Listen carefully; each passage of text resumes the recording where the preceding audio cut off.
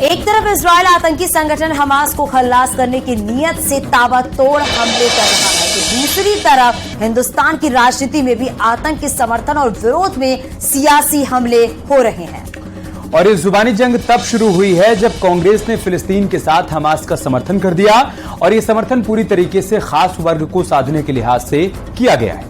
आपको रिपोर्ट दिखाते हैं, आखिर कांग्रेस को इजरायल फिलिस्तीन की लड़ाई में धर्म क्यों दिख रहा है।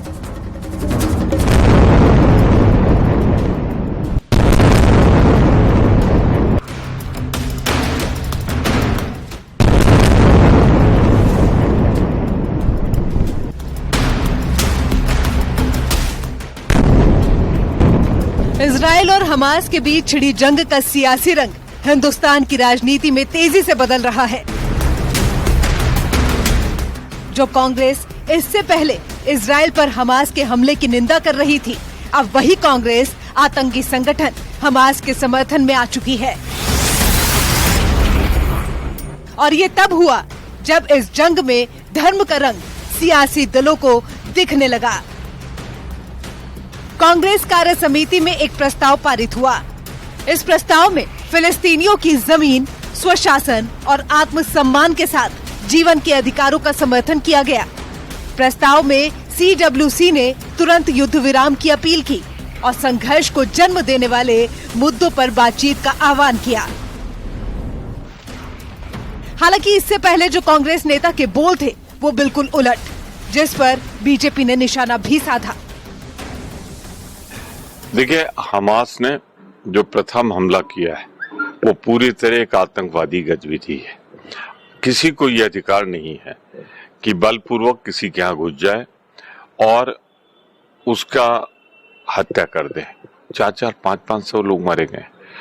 पर वहीं इस समय आवश्यकता इस बात की है कि हर हाल में कोई भी बात वार्ता से तय हो सकती, हिंसा से नहीं। लेकिन देश की नीति हम आतंकवाद के विरोध में बड़ी मजबूती और शक्ति से खड़े हुए हैं, यहाँ देश के साथ खड़े हुए दिखाई देना चाहिए। आज जिस प्रकार का वातावरण ये निर्मित करते हैं, इनके खून में ही ऐसा है। आपने देखा होगा, अभी राहुल गांधी जी यात्रा निकाल रहे थे तो कश्मीर में कहा था एक आतंकवादी से मेरी आंख से आंख मिली। आज तक गिरफ्तार नहीं कराया क्योंकि मित्र थे, दोस्त थे इनके। प्रधानमंत्री मोदी की विदेश नीति का लोहा दुनिया मान रही है, और ऐसे में जब पीएम मोदी ने इजरायल का समर्थन किया तो कांग्रेस ने इससे उलट फिलिस्तीनियों को समर्थन दे दिया, जिस पर सियासी बयानबाजी भी खूब हो रही है। इन सब के इतर हमास से जारी जंग के बीच इजरायल के प्रधानमंत्री बेंजामिन नेतन्याहू ने भारत के प्रधानमंत्री नरेंद्र मोदी से फोन पर बातचीत की। प्रधानमंत्री मोदी ने ट्वीट कर इसकी जानकारी भी दी है। पीएम मोदी ने बताया कि नेतन्याहू ने मौजूदा हालात की जानकारी दी है। पीएम मोदी ने कहा, भारत आतंक की हर रूप में निंदा करता है। भारत इस समय इजरायल के साथ मजबूती से खड़ा है। यानी कि आतंक के खिलाफ इस लड़ाई में भारत का स्टैंड क्लियर है, लेकिन कांग्रेस पार्टी अपना स्टैंड ही क्लियर नहीं कर पा रही है, जिसका सियासी गलियारों में विरोध जारी है। सब लोग जानते हैं हमास के जो ये कृत्य हैं, जो घटनाएं हुई हैं पिछले समय इजराइल में,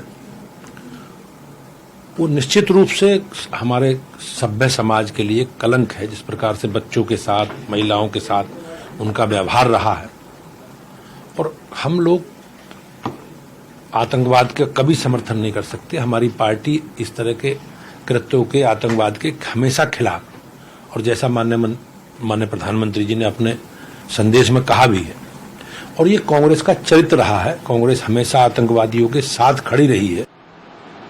इस पे जो देश के हित में हो, भारत का विचार विश्व स्तरीय, विश्व की शांति, विश्व की सुरक्षा के आधार पर होता है,